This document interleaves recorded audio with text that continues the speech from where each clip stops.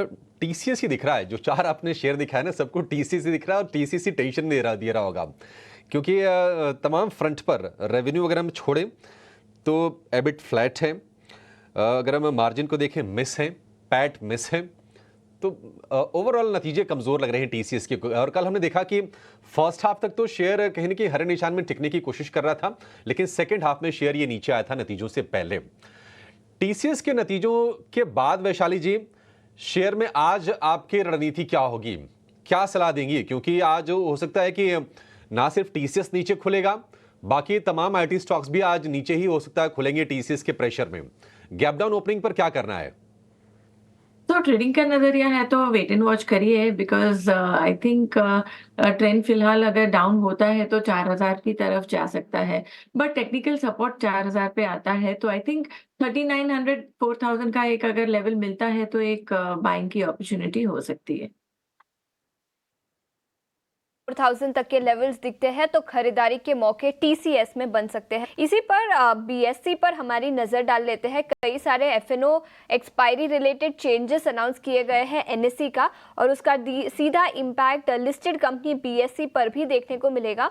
इस पर एक टेक्निकल राय ले लेते हैं। इनफैक्ट पिछले 2-3 महीने में देखें तो बीएससी के शेयर में अच्छे खासे रिटर्न्स दिखे हैं, लेकिन अब क्या पोजीशन बनानी चाहिए? अक्षय, आपसे पूछना चाहूंगी, टेक्निकल्स पर देखें तो अगर अब किसी को नए पोजीशंस बनाने हैं तो क्या ये सही समय होगा? जी, तो बीएसई लिमिटेड पे अगर आपको नई पोजीशनिंग बाइंग पोजीशन बनानी है तो स्टॉक ओवरबॉट है।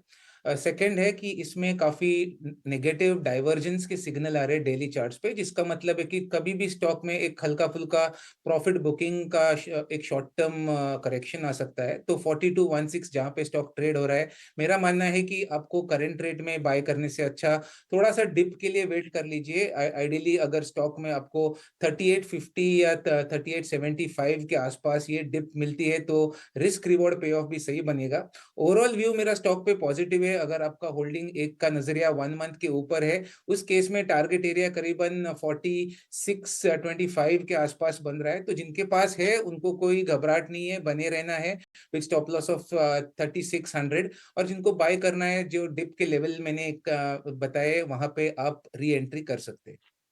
बिल्कुल, तो अगर आपके पास पोजीशंस ऑलरेडी है तो बने रहने की सलाह बीएससी पर, लेकिन अगर नए पोजीशंस लेने हैं तो थोड़ी सी डिप की आप वेट कर सकते हैं। इसी के साथ रियल एस्टेट स्टॉक्स पर भी नजर डाल लेते हैं। याद रखें, निफ्टी रियल एस्टेट इंडेक्स में करीब 1% की तेजी कल दिखी थी। और कुछ स्टॉक्स की बात करें तो डीएलएफ और ओबेरॉय रियल्टी दोनों ही स्टॉक्स में कल के ट्रेडिंग सेशन में अच्छा एक्शन दिखा। और ओबेरॉय रियल्टी पर आज सुबह भी न्यूज आई है, जहां पर बोर्ड ऑफ डायरेक्टर्स 6000 करोड़ जुटाना चाहते हैं। वैशाली, आपसे पूछना चाहूंगी, रियल एस्टेट इंडेक्स पर आपकी क्या राय रहेगी, और इन पर्टिकुलर ओबेरॉय रियल्टी पर भी अपनी राय दीजिए। Definitely, so I think realty index on the whole अगर लंबा समय का नजरिया देखेंगे तो I think it is in a positive territory. फिलहाल जो करेक्शन आया है वो बाउंस बैक आ रहा है। So I would say that we need a follow up buying. So जैसे कि मैं आपको प्रॉपर लेवल्स के साथ बताती हूँ। फिलहाल निफ्टी रियलिटी इंडेक्स जो है इट इज एट 1047 लेवल्स। तो एक बार ये सस्टेन करता है अगर 1090 के ऊपर, तो आई थिंक एक स्ट्रेंथ दिख सकती है दोबारा, और हम बाउंस देख सकते हैं पूरा रियलिटी सेक्टर में। So having said that, I think अब ओबेरॉय रियलिटी पे जाएंगे। ओबेरॉय रियलिटी का जो स्टॉक अभी फिलहाल है वो भी एक बाउंस बैक ही हम कहेंगे। और एक बार 1900 1920 के ऊपर सस्टेन करता है तो आई थिंक ये दोबारा 2000 लेवल्स की तरफ जा सकता है।